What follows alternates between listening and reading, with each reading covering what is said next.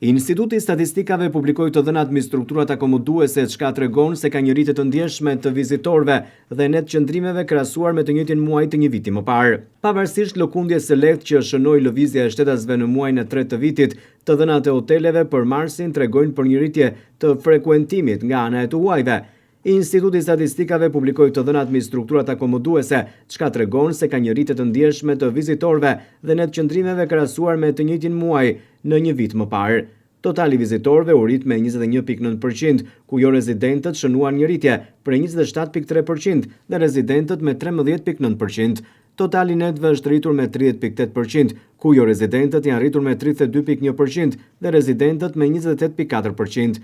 Rritja më e madhe e vizitorëve jo rezident është shënuar në zonat jashtë Bregdetit dhe në hotelet dhe akomodimet të ngjashme.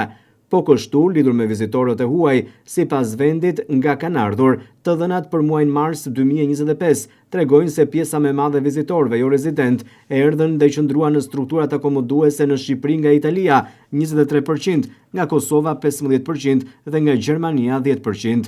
Mbretëria e Bashkuar dhe Franca kontribuan me 7% dhe përkatësisht 3% e vizitorëve, ndërsa 42% ishin nga vende të tjera. Këto të dhëna pasqyrojnë tendencën e rritjes së turizmit për brenda nga tregjet kryesore të rajonit dhe Europës, ndërsa shkalla e rënies së dhomave të hoteleve arriti në 18.4%, në krahasim me 17.3% në marsin e 2024-s. Gjithsesi në total, viti 2025 pritet të shënojë një tjetër rekord hyrjesh nga të huajt në raport me vitin 2024, që u mbyll me një shifër 11.7 milion vizitorë.